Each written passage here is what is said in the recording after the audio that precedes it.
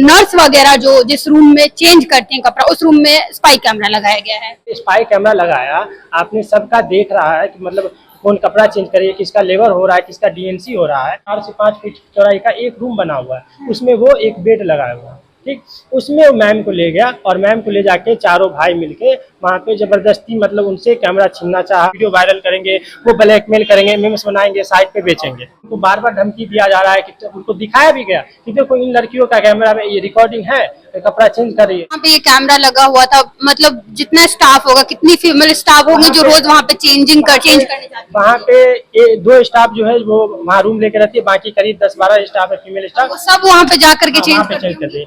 Female staff तो staff, आप patient के साथ भी छेड़छाड़ कर रहे हैं ना। जहाँ पे कपड़ा उतार है वो प्राइवेसी देना चाहिए, वहीं पे आप स्पाई कैमरा लगा रहे हैं। इससे बड़ा तो कोई अपराध हो ही नहीं सकता। हॉस्पिटल का जो हॉस्पिटल है उसका पेज वगैरह भी है जिसपे वीडियोस वगैरह डाले जाते हैं कि ऑपरेशन कैसे होता है, कितना मुश्किल, एक तरीके से कैमरा प्रेमी हॉस्पिटल कह सकते हैं उसको। तो क्या वहाँ पे जो ऑपरेशन थिएटर में जो ऑपरेशन होता है उस सब का भी वो लोग फुल फोटोग्राफर रखते हैं, वीडियोस वगैरह बनवाते हैं? उसके लिए पर्सनल एक फोटोग्राफर रखे हुए हैं, वीडियो बनाना। प्राइवेसी जो लोग आते होंगे, जो महिलाएं आती होंगी, उनकी फिर प्राइवेसी का क्या होता है? प्राइवेसी का कोई ध्यान नहीं रखते हैं वो वीडियो। मधुबनी का एक निजी अस्पताल को लेकर के जो है वो कल से बातें सामने आ रही है कि वहां पे जो है वो स्पाई कैमरा लगाया जाता है। नर्स सबका जो चेंजिंग रूम रहता है उसके अंदर, इतना ही नहीं, ऑपरेशन थिएटर जो होता है, ओटी रूम जो होता है, उसमें भी जो है वो कैमरा लगाया जाता है। यहाँ पे हमारे बगल में जो आप बैठे हुए लड़का को देख रहे हैं, ये आई विटनेस है वहां के, जहाँ पर पूरा ये मामला घटा है, क्या हुआ है नहीं हुआ है, क्योंकि कल वहां पे पुलिस भी जाती है। करीब 12-1 बजे रात तक जो है ये पूरा घटना जो है वो वहां पे पुलिस रहती है, बहुत सारे लोग रहते हैं और बहुत तरीके का जो है वो चेकिंग वगैरह होता है। वहां के जो डायरेक्टर है, बताया जा रहा है कि वो वहां पे है भी नहीं, हॉस्पिटल से जो है वो भाग चुके हैं। आइए इनसे बात करते हैं और जानते हैं कि क्या पूरा मामला हुआ था। जब आप वहां पे ये पूरा घटना जो हुआ, कैसे आप लोगों को पता चला कि वहां पे हॉस्पिटल में जो नर्स वगैरह जो जिस रूम में चेंज करती हैं कपड़ा, उस रूम में स्पाई कैमरा लगाया गया है? वह ये था कि ओटी और लेबर रूम दोनों का गेट एक है, उसी में चेंजिंग रूम है। तो नर्सेज जितनी है ना वो चेंज का यूनिफॉर्म चेंज करती है लेबर रूम में, और डिलीवरी किसी का होता है तो उसी लेबर रूम में होता है। ठीक, तो एक वहाँ पे फीमेल स्टाफ है, वहाँ पे वो गई हाथ धोने के लिए, वॉश मशीन में लगा हाथ धोने के लिए। जैसे गई तो देखी कि हम ऊपर में सीलिंग लाइट लगा जो सारा इंटरनल है, एक्सटर्नल कोई वायरिंग नहीं है। एक जगह पे देखी कि एक बोर्ड से एक वायर गया हुआ, एक होल्डर लगा हुआ। ठीक, होल्डर लगा हुआ था, उसमें होल्डर जब देखी तो उनको डाउट हुआ कि सब जगह पे ऑलरेडी सीलिंग लाइट जल रहा है, इसमें होल्डर क्यों लगा हुआ, होल्डर लगा तो उसमें बल्ब क्यों नहीं है। अगर होल्डर लगा है बल्ब के लिए तो बल्ब भी नहीं है। तो उनको डाउट हुआ, तो हम बगल में ही थे, ओटी का गेट वहीं पे है, तो जैसा वीडियो है हमारे पास उसमें दिखाएंगे। तो उसमें उन्होंने कहा कि इस पे चढ़ के देखिए तो ये होल्डर क्यों लगाया गया। होल्डर को जब जैसे ही हम लोगों ने देखा तो कील में हल्का सा कील में था, जैसे ही पकड़े तो वो पीछे से दिखने लगा, तो उसमें स्पाई कैमरा था। जैसे ही पता चला तो मैम ने कहा कि उस कैमरा को आप निकाल लीजिए। ठीक, कैमरा निकाले, कैमरा निकाल के मैम ऑफिस में गई, डॉक्टर जीके गिरी से बात किए। उन्होंने कहा कि ये कैमरा हो सकता है किसी, डॉक्टर जीके गिरी कौन हुए? उस हॉस्पिटल के ये ऑनर है। हाँ, उनसे जैसे बात की तो उन्होंने पहले बात को टाल मटोल किया, किसी ने किया होगा तब नहीं छोड़ेंगे, ये वो करके बात को गंभीर नहीं लिया उन्होंने। फिर जब मैम अड़ गई कि अगर ये स्पाई कैमरा लगाया, आपने सबका देख रहा है कि मतलब कौन कपड़ा चेंज करे, किसका लेबर हो रहा है, किसका डीएनसी हो रहा है, तो आप इस पे मौन क्यों हैं, आप बोलिए। तो उन्होंने कहा कि आप प्रूव कीजिए कि हमारे मैनेजमेंट की तरफ से लगाया गया है। तो उन्होंने क्या किया, हॉस्पिटल उनका है, वो जगह उनका है, तो फिर कैमरा कौन लगाएगा? वही डाउट हुआ। तो उन्होंने क्या किया कि एक परमानेंट इलेक्ट्रिशियन है जो हमेशा वही वायरिंग करता है, दूसरा कोई नहीं करता, उनको कॉल किया गया, उनसे पूछा गया कि वहाँ पे आपने जो कैमरा लगाया था उसका वायर ढीला हो गया है, सो उसको ठीक कर दीजिएगा। ठीक, तो उन्होंने कहा कि कहाँ पे, वहाँ पे तो कैमरा नहीं लगाए हैं, इस तरह का वो बोले, रिकॉर्डिंग है हमारे पास, कॉल रिकॉर्डिंग। फिर बोला कि आप जो लगाए थे ना सर बोले, सर का जैसे ही नाम सुना तो बोला ठीक है, याद आया, सो ललन सर दिए थे कैमरा लगाने के लिए। ठीक, ललन सर डॉक्टर जीके गिरी का भाई है। ठीक, उन्होंने कैमरा दिया था कि इसमें लगाइएगा। तो हम लोगों को डाउट हुआ कि जब एक जगह पे कैमरा दिया लगाने के लिए तो और भी जगह हो सकता है। तो उनसे पूछा गया कि और भी कहीं पे कैमरा लगाया, तो उन्होंने कहा कि डेंटल ओपीडी में वो लगाया, जो डेंटल ओपीडी कुछ महीने से उसको चेंज करके ईएनटी ओपीडी में डाल दिए हैं, और डेंटल ओपीडी में ईसीजी होता है। ईसीजी किस अवस्था में होता है सबको पता है, वो चेस्ट ओपन करके करते हैं ईसीजी, वहाँ मेल फीमेल सबका होता है। तो वहाँ पे भी अगर प्राइवेसी का चीज़ है, वहाँ पे भी उन्होंने स्पाई कैमरा लगा दिया। ठीक।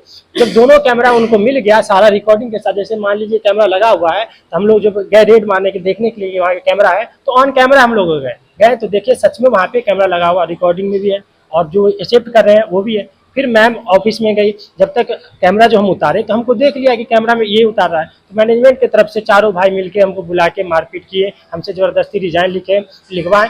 रिजाइन में मैंने जिक्र किया है कि हर जगह कैमरा लगा हुआ है, इसका विरोध करने पर इन लोगों ने ज़बरदस्ती में हमको अपमानित किया, मारपीट किया और मेरे से रिजाइन लिखवाया। वो मेरे पास फोटो कॉपी उसका फोटो क्लिक किया हुआ है। उसके बाद हम तो निकल गए। मैम ने कहा कि ये कैमरा आप लेके निकल जाइए चुपचाप, क्योंकि मेरे साथ मारपीट हो गया था, मैंने बैग लेके निकल गया।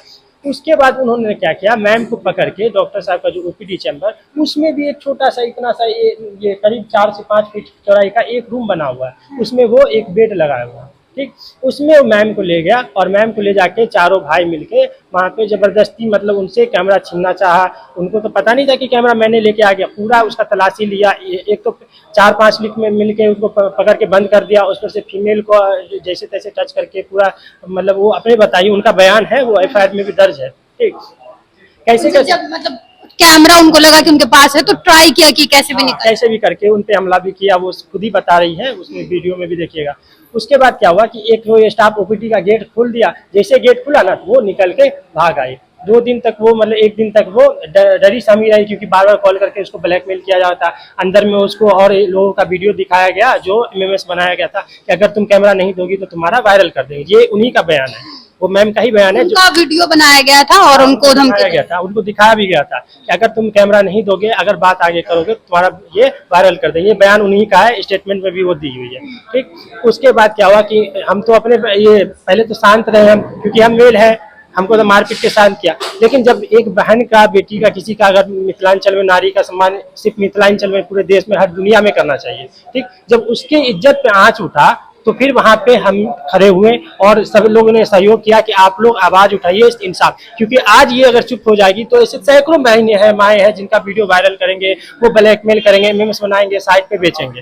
ठीक, तो उसी के खिलाफ हम लोगों ने क्या किया, कल डीएम साहब से मिले, शाम में वो आए पूरे दिन, फिर एसएसपी साहब से, सब लोगों से मिल के रात में उनके हॉस्पिटल पे हम लोगों ने ये थाना के साथ जो लीगल तरीका है, कानूनी प्रक्रिया के साथ हम लोग वहाँ पहुंचे। हम लोगों से पहुंचने से पहले उन्होंने क्या किया, चारों भाई भाग गए वहाँ से, और जो सीसीटीवी जहाँ से कंट्रोल होता है, डीवीआर बोलते हैं, आई डोंट नो, उसको वो उन्होंने क्या किया, वो हाँ वो लेके ही भाग गए, पूरा सिस्टम उखाड़ के चले गए। उसके बाद पूरा ढूंढा, रात के 2 बजे तक ये डीएसपी साहब खुद गए, बार बार रेड होता रहा, वो लोग नहीं मिले। अच्छा, ये क्योंकि कल रात का ये पूरा घटना है, आप लोगों को पता कब चला था, कि किस डेट को पता चला था कि ऐसा ऐसा वहाँ पे स्पाई कैमरा लगा है? और 28 तारीख को पता, 28 तारीख को ही पूरा 28 तारीख को ही सारा बात एक्सपोज हुआ है। लेकिन फीमेल वाली बात है, उनको बार बार धमकी दिया जा रहा है कि उनको दिखाया भी गया कि देखो इन लड़कियों का कैमरा में ये रिकॉर्डिंग है, कपड़ा चेंज कर रही है।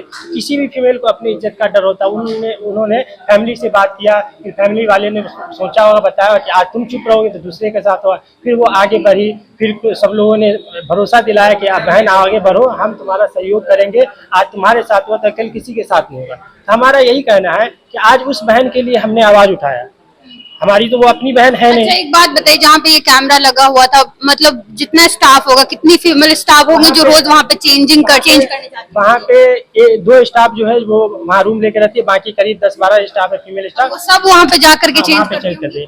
फीमेल स्टाफ तो स्टाफ, आप पेशेंट के साथ भी छेड़छाड़ कर रहे हैं ना। आप पेशेंट जिसमें डिलीवरी होता है उसमें रिकॉर्डिंग में है, वीडियो में है, डिलीवरी का टेबल भी उसमें लगा हुआ है। ठीक, टेबल जिसमें डिलीवरी करते हैं, डीएनसी करते हैं, उसमें भी आप कैमरा लगाए हुए हैं। इसी चीज जहाँ पे करते हैं वहाँ पे भी आप कैमरा लगाए। दोनों जगह तो प्राइवेसी का चीज है ना, जहाँ पे कपड़ा उतारे वो प्राइवेसी देना चाहिए, वहीं पे आप स्पाई कैमरा लगा रहे हैं। इससे बड़ा तो कोई अपराध हो ही नहीं सकता। इसीलिए हम भी उस हॉस्पिटल का, जो हॉस्पिटल है उसका पेज वगैरह भी है जिसपे वीडियोज वगैरह डाले जाते हैं कि ऑपरेशन कैसे होता है, कितना मुश्किल, एक तरीके से कैमरा प्रेमी हॉस्पिटल कह सकते हैं उसको।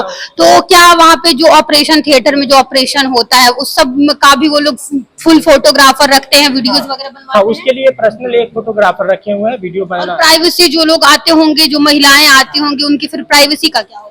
प्राइवेसी का कोई ध्यान नहीं रखते हैं, वो वीडियो बनाते हैं और उसके बाद अपलोड किया जाता है। अपलोड किया जाता है। ब्लर करते नहीं करते वो तो आप लोग उनके पेज, ब्लर करना एक अलग बात है, लेकिन जो वीडियो रिकॉर्ड होता होगा वो उनके फोन में तो वो रह जाता है। उनके फोन में तो रहता ही है, क्योंकि वो ऑन स्पॉट वीडियो बनाते हैं। आप देखिएगा उनकी रील पे हर सर्जरी का वो वीडियो बनाते हैं, ठीक ना। और उनका जो चैम्बर देखिएगा तो जस्ट लाइक स्पा सेंटर होता है, छोटा सा इतना ही चौड़ा, एक बेड लगा हुआ, पूरा डेकोरेट किया हुआ, वॉल में रेड ब्लू कलर का लाइट सब लगा हुआ जो डिस्को में होता है, माइक लगा हुआ है, गिटार से जो होता है जैसे डांस बार जो होता है उस टाइप का बना हुआ है, उसका भी वीडियो है। थाना प्रभारी लोग गए थे तो वो भी देखे हैं, वो विजिट किए, सारा चीज उन्होंने देखा है, समझे। तो किसी भी तरह से ये माफ करने वाला चीज है नहीं, लोग इसको किस एंगल से देखें ना देखें, हम तो बस एक एंगल देख रहे हैं कि आज उस बहन के साथ हुआ तो कल किसका नंबर है, पेशेंट का भी नंबर हो सकता है, कोई परिजन का भी नंबर हो सकता है, स्टाफ का भी नंबर हो सकता है। इस पे अगर मधुबनी वाले खामोश रहे तो हमको नहीं लगता कि मधुबनी वाले लोग बहन को और बेटी को इंसाफ दिला पाएंगे, इससे बड़ी बात कोई नहीं होगी। तो देखिए ये एक ऐसा हॉस्पिटल है जो कुछ ज्यादा ही कैमरा प्रेमी है। इनके अगर आप पेज पे जाकर के देखिएगा तो हर ऑपरेशन का वीडियो डाला रहता है, रील्स डाला होता है, मतलब रील्स के इतने प्रेमी है कि ऑपरेशन वगैरह का भी तो रील्स डालते ही है। साथ में ये भी भूल गए कि जहाँ पे स्टाफ जो है वो कपड़ा चेंज करती है वहां पे कैमरा नहीं लगाना है, जैसे स्पाई कैमरा वहां पे भी लगाया गया है और वहां का भी जो है वो वीडियो वो लोग बनाते हैं। और इस पे देखते हैं आगे क्या कार्रवाई होता है। फिलहाल नगर थाना जो है वो वहां पे गई थी, पूरा जांच का विषय है और वो डायरेक्टर जो है वो वहां से अभी तक भाग चुके हैं। देखते हैं आगे क्या होता है। अगर कुछ इस न्यूज से संबंधित अपडेट्स आएंगे वो भी हम आप लोगों तक साझा करेंगे। धन्यवाद।